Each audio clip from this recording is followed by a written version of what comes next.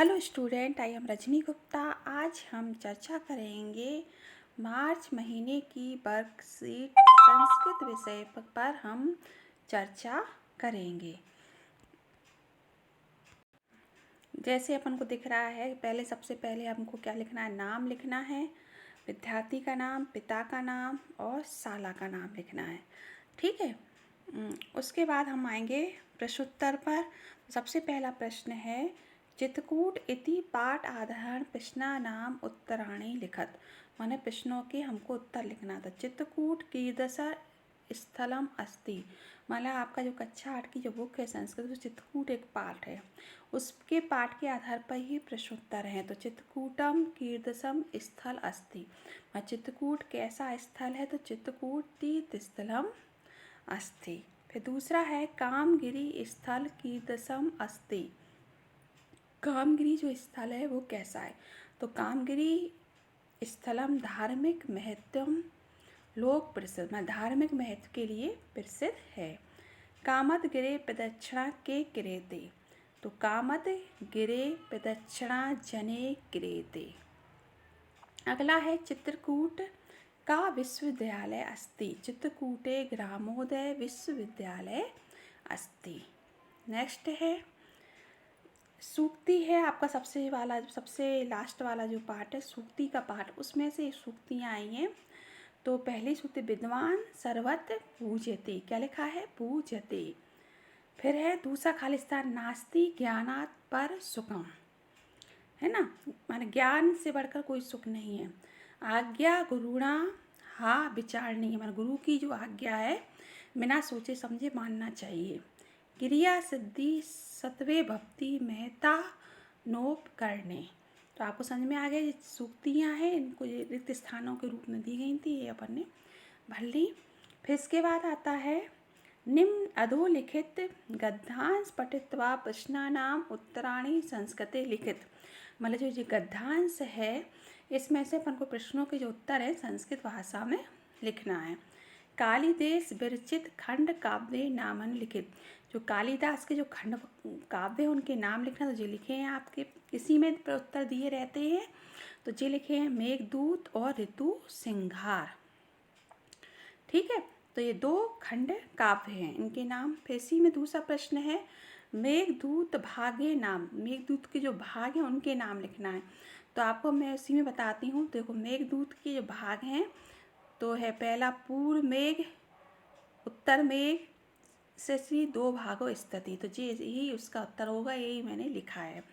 ठीक है। फिर इसके बाद अगला जो प्रश्न है आपका, मेघ दूत रूपेण कुत गच्छति। मेघ जो दूत के बाद कहाँ जाते हैं, तो रामगिरीत हिमालय स्थानम अलकापुरी गच्छति।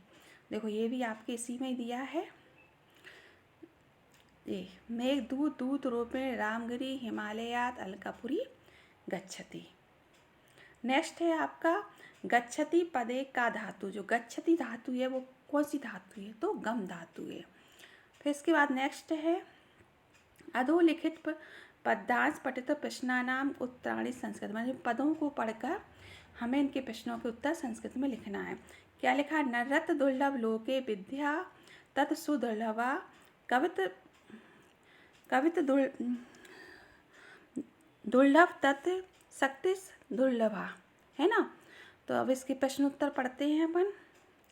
लोके किम दुर्लभ, लोक माने इस संसार में क्या दुर्लभ है, तो नरत्व माना मनुष्य का जीवन मिलना बहुत दुर्लभ है ना।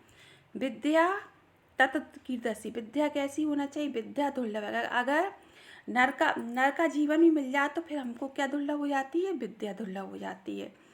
तत्र किम दुर्लभ, अगर हमें विद्या भी मिल गई तो विद्या हमें कविता का भाव दुर्लभ है। तो इसका उत्तर होगा तत्र कवित्वम दुर्लभ, है ना। फिर अगर कविता भी है, नरत्व है, विद्या, तो कविता में कविता की शक्ति होना बहुत जरूरी है ना, उसको प्रकट करना। तो यही प्रश्न है, शक्ति कुत सुदुर्लभा। तो शक्ति स्तत सुदुर्लभ, ना कविता की जो शक्ति है उसे दुर्लभ हो बहुत मुश्किल है। फिर अगला है, पाठ पुस्तका को अपनी एक श्लोक लिखत। मतलब अपन को अपने पाठ पुस्तक से कोई एक श्लोक लिखना है तो आप लिख सकते हैं, कोई भी एक श्लोक आप लिख सकते हैं। फिर इसके बाद है, निर्देशानुसार प्रश्नानाम उत्तराणि लिखत। और निर्देशों के अनुसार प्रश्नों के उत्तर लिखना है अपन को। उदाहरण अनुसार पदते शब्द वाक्य रचना करो। अपन वाक्यों की रचना बनाना, उदाहरण के अनुसार दिए गए शब्दों से वाक्य रचना। एक इन्होंने करके बताइए, बालक पुस्तकम पढ़ती, मतलब बालक पुस्तक पढ़ता है। इसी तरीके से अपन को वाक्य बनाना है, राम फल खात। हम तीनों को मिलकर एक वाक्य बनाएंगे तो अपन क्या बनाएंगे, राम फलम खादती, मतलब राम फल खाता है। लता ग्राम गम, इसका क्या बनेगा, लता ग्राम गच्छति, मतलब लता जो लड़की है गाँव जाती है। इसके बाद है निधि लेख लिख, निधि लेख लिखती है। श्री पाठ स्मृति, मतलब श्री पाठ याद करता तो अपन बोल के श्री पाठम स्मृति। सुधा कार्य करे, सुधा कार्य करोती। तो बच्चों ये आपको समझ में इस तरीके की अपन। फिर नेक्स्ट है अपना प्रश्न नंबर 6 कि अधोलिखित विशेषु एक विषय चित्वा संस्कृत भाषा निबंध पंचवाक्य लिखना है। अपन को इन जो टॉपिक हैं धेनु, ध्यान, विद्यालय, पुस्तकम, इनमें से किसी एक विषय पर अपन को निबंध लिखना है। उसकी 5 लाइनें लिखी हैं। तो अपन धेनु पे लिखी है मैंने, धेनु अस्माकं माता अस्ति, धेनु हमारी माता है। धेनु चत्वार पादा द्वे श्रृंगे एक लांगुल चा भक्ति, मतलब 4 पैर 2 कान, एक क्या होती है, लांगुल, एक पूंछ होती है। फिर धेनु नाम विविधा वर्णा भवंती, मतलब धेनु कई रंगों की होती, धेनु मीन्स गाय। धेनु तिराणी बच्छति, माने धेनु क्या खाती है, घास खाती है। वयम धेनु मात रूपेण पूजयाम, मतलब हम लोग गेहूँ जो गाय है, गाय को किस रूप में पूजते हैं, माता के रूप में पूजते हैं। तो ये धेनु मीन्स गाय, गाय के बारे में मैंने 5 लाइनें लिखी हैं, आपको समझ में आ गई होंगी। नेक्स्ट है फिर अपना अस्माकं प्रदेश विषय स्वीकृत निम्नलिखित विद्वानां अनुसार परियोजना कार्य। परियोजना कार्य सबसे पहले मध्य प्रदेश का मानचित्र निर्माण, मतलब मध्य प्रदेश का अपन को नक्शा बनाना है इसमें। तो आप आसानी से बना सकते हैं, मध्य प्रदेश का नक्शा आप देख के बना लेना। उसके बाद है मध्य प्रदेश के महानगरों के नाम। तो मध्य प्रदेश के महानगर कौन कौन से, इंदौर, ग्वालियर, जबलपुर और भोपाल। फिर इसके बाद अगला प्रश्न है कि प्रदेश के नगराणाम परिचय, मान जो अपने प्राचीन नगरों के परिचय हैं, प्रदेश के प्राचीन और धार्मिक या ऐतिहासिक नगरों की सूची बनाना है। तो जितना महेश्वरम, मंडलेश्वरम, ओंकारेश्वरम, ये अपने धार्मिक स्थल है। एक मैयर नगरी में किसका मंदिर है, शारदा माँ का मंदिर है ना। भीमबेटका स्थल है, शैल गुहासु है, भीमबेटका की गुफा है या शैल चित्र बनाए गए। खजुराहो में बहुत प्राचीन मंदिर है, और सांची के बौद्ध स्तूप। तो ये सभी हैं ये धार्मिक स्मारक। इसके बाद नेक्स्ट है प्रदेश की नदियाँ और पर्वतानाच परिचय, नदियों के नामों की सूची बनाना है, पर्वतों के नामों की सूची बनाना है। तो नदियों के नाम नर्मदा, चंबल, ताप्ती, सोन, बेतवा और सिप्रा। ये अपन संस्कृत में लिख रहे हैं तो बच्चों दो बिंदी जरूर लगाना, मैं भूल गई। फिर इसके बाद पर्वतों के नाम विंध्याचल है, सतपुड़ा, अरावली, मैकल, अमरकंटक पर्वत, ये पर्वतों के नाम हो गए।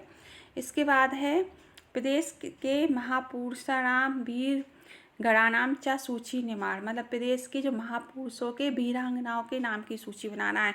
तो महापुरुषों और वीरांगना तो महारानी लक्ष्मीबाई है ना, अहिल्याबाई, पृथ्वीराज राजा थे अपने, छत्रसाल, महात्मा गांधी, और भी महापुरुषों के नाम और वीरांगनाओं के नाम आप लिख सकते हैं इसमें। फिर इसके बाद ये 12 नंबर जो है बच्चों, सत्कर्म एवं धर्म इति पाठ धारण विक्रमादित्य आधारित कथा लिखत। तो मतलब जो आपकी जो किताब है उसमें सत्कर्म धर्म नाम का एक पाठ है, उस पर जो पाठ है उस पर ही अपन को विक्रमादित्य की एक कथा अपन को लिखनी है। तो वो आप बुक से लिख सकते हैं। तो बच्चों ये वर्कशीट पूरी हो गई है, आपको समझ में आ गई होगी। कहीं भी अगर कोई भी प्रश्न अगर आपको समझ में नहीं आया उसे कमेंट सेक्शन में लिखना, मैं उसे दोबारा समझाने की कोशिश करूँगी। अगर आपने मेरे चैनल को सब्सक्राइब नहीं किया तो बिल्कुल कीजिएगा, जिससे मुझे भी अच्छा लगेगा। मेरी वीडियो को लाइक करें, शेयर करें, और नेक्स्ट वीडियो पे मिलते हैं। धन्यवाद।